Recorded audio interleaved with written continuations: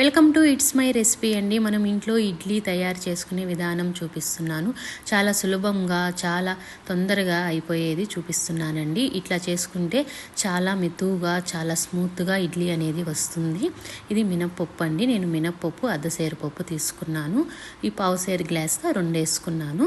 ఇప్పుడు మనం దీన్ని నీట్గా వాటర్ పోసుకొని ఒక 2-3 సార్లు బాగా కడుక్కోవాలి. మనం మినప్పప్పు ఎప్పుడు ముందు నానినాక కడుక్కోకూడదండి, ముందే కడుక్కోవాలి. ఒక్కసారి నానినాక కడుక్కుంటే సరిపోతుంది. ఇప్పుడు మాత్రం ఒక 2 సార్లు 2-3 సార్లు కడుక్కుంటే సరిపోతుంది. ఇప్పుడండి నేను కడుక్కున్నాను. ఇప్పుడు కడిగేసేసి ఇప్పుడు మనం ప్లేట్ పెట్టేసి ఒక 3 గంటలు కానీ 4 గంటల సేపు నానబెట్టుకోవాలి. ఇడ్లీ రవ్వ మనం ఏ గ్లాస్తో మినపప్పు వేసామో అదే గ్లాస్తో ఇడ్లీ రవ్వ అనేది వేయాలండి. నేను ఈ గ్లాస్తో 3.5 రవ్వ వేస్తున్నాను. ఇప్పుడు మొత్తం నేను 7 గ్లాసుల రవ్వ అనేది వేసాను. ఇప్పుడు దీన్ని మనం శుద్ధంగా కడిగేసుకోవాలి. కడిగేసేసుకొని వాటర్ అంతా బాగా వంచేసుకోవాలండి. చాలామంది ఇడ్లీ పిండి ఇట్లా పిండుతారు. మనం పిండబడలేదండి. మనం ఉన్న వాటర్ వరకు శుద్ధంగా వంచేసుకుంటే సరిపోతుంది. నేనైతే ఇడ్లీ రవ్వ పిండటలేదు. ఇప్పుడు మనం మినపప్పు నేను ఒక్కసారి వాటర్ ఉట్నే ఇట్లా పైన కడిగేసి ఆ వాటర్ వంచేసి ఇప్పుడు దాన్ని మనం మిక్సీకి వేసుకోవాలి. మిక్సీకి చూడండి నేను ఈ విధంగా మిక్సీకి వేసుకున్నాను. ఇప్పుడు మనం దీన్ని తీసి ఈ రవ్వలో పోసేసుకుందాము. చూడండి నేనైతే వాటర్ అయితే పిండలేదండి, నేను ఇట్లాగే వేసేస్తున్నాను. కానీ వాటర్ లేకుండా మనం నీళ్ళన్నీ శుద్ధంగా ఉంచేసుకుంటే సరిపోతుంది. ఇప్పుడు మళ్ళీ మనం మొత్తం పిండంతా వేసేసుకొని దీంట్లోనే వేసేసుకోవాలి. ఇప్పుడు మనం దీన్ని బాగా కలిపేసుకోవాలి.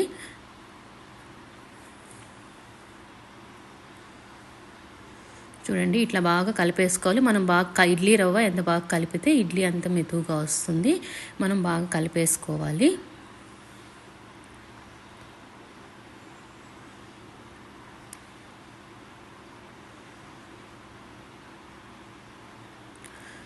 ఇట్లా బాగా కలిపేసుకోవాలి. ఇప్పుడు కలిపేసుకున్నాక మనం సైడ్దంతా బాగా శుద్ధంగా తీసేసుకొని పెట్టుకోవాలి. చూడండి నేను ఇట్లా ఒక 5 నిమిషాల దాకా బాగా కలిపాను. చూడండి ఈ విధంగా వస్తుంది. ఇట్లా వస్తే సరిపోతుంది. ఇప్పుడు దీన్ని ఇట్లా సైడ్ అంతా తీసేసుకొని ఇప్పుడు మనం పెట్టేసుకోవాలండి. కొంచెం మనకి ఇడ్లీ పిండికి కొంచెం పెద్ద దబరే ఉండాలి, లేదా పొంగిపోతుంది తెల్లారికి.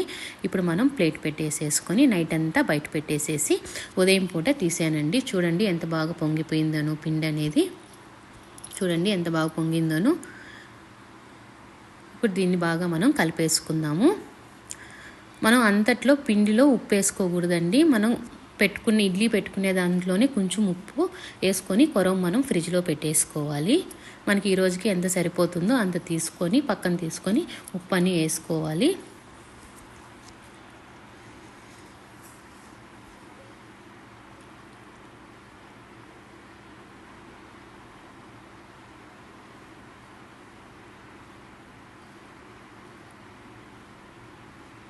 చూడండి ఇట్లా వస్తే సరిపోతుంది. ఇప్పుడు నేను పిండి అనేది తీసి పెట్టుకున్నాను ఒక బౌల్లోకి తీసేసుకొని దీంట్లోకి మనకి సరిపోయే ఉప్పు అనేది వేసుకోవాలి. మన టేస్ట్ని బట్టి మనం ఉప్పు అనేది వేసుకోవాలి. నేను మొత్తంలో వేయలేదండి. నేను ఈరోజు ఇడ్లీ పెట్టుకునే దాంతోనే నేను పిండిలోనే వేసుకున్నాను. కొరమ ఫ్రిడ్జ్లో పెట్టేశాను. ఇప్పుడు మనం ఉప్పు బాగా కలిసిపోయేదాకా మనం కలుపుకోవాలి. ఇట్లా కలుపుకుంటే ఉప్పు అనేది మనకి బాగా కలిసిపోతుంది, లేదంటే ఒక పక్క ఉప్పు అనేది ఉండిపోతుంది. అందుకని వేసేసుకోవాలి. నేను సోడా ఉప్పే వాడనండి. ఇట్లా చేస్తే మనకు సోడా ఉప్పే వాడబడలేదు. చాలా స్మూత్గా వస్తాయి ఇడ్లీ అనేది. ఇప్పుడు మనం ఇడ్లీ తీసుకొని ఇడ్లీ అన్నీ పెట్టేసుకుందాము. మనకి ఇష్టం వచ్చిన సైజులో ఇడ్లీ అనేది పెట్టేసుకోవచ్చండి. ఒకరు పెద్ద ఇష్టపడతారు, ఒకరు చిన్న ఇష్టపడతారు. అట్లాగా మన ఇష్టం అండి. అదే మనం తినేదాన్ని బట్టి మనం చేసుకోవాలి.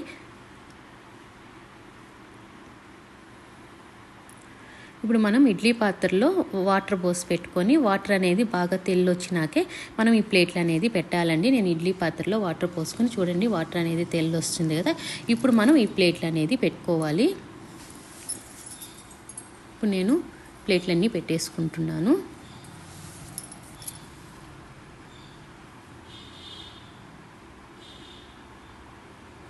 ఇప్పుడు మనం పైన ప్లేట్ పెట్టేసుకుందాము. ఇప్పుడు మనం 20 నిమిషాలు ఉడకబెడితే సరిపోతుందండి. ఇడ్లీ అనేది ఉడికిపోతుంది. చూడండి, నేను 20 నిమిషాల తర్వాత తీసాను. ఇప్పుడు మనకి ఇడ్లీ ఉడికిందా లేదా అని కొంచెం వాటర్తో చేయి తడి చేసుకొని ఇట్లా అంటే మనకి ఇడ్లీ అనేది చేతికి అవ్వదండి. అప్పుడు మనకి ఇడ్లీ ఉడికిపోయినట్టు. ఇప్పుడు మనం ఇవి 1 నిమిషం చల్లార్చి మనం ఇడ్లీ తీసుకోవాలి. వేడివేడిగా తీస్తే మనకి కింద ప్లేట్కి అతుక్కోపోతుంది.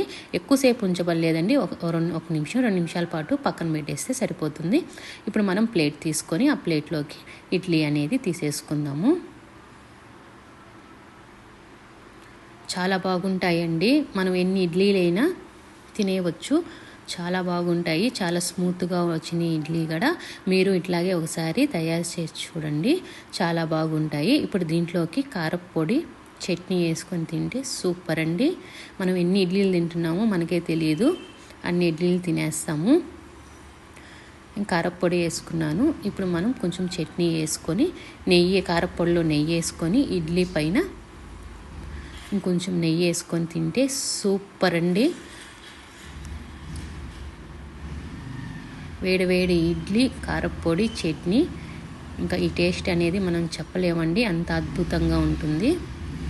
చూడండి, నేను ఇడ్లీ చించిగడ చూపిస్తున్నాను. ఎంత మెతువుగా వచ్చిందనో, ఎంత స్మూత్గా వచ్చినాయో ఇడ్లీ అనేది.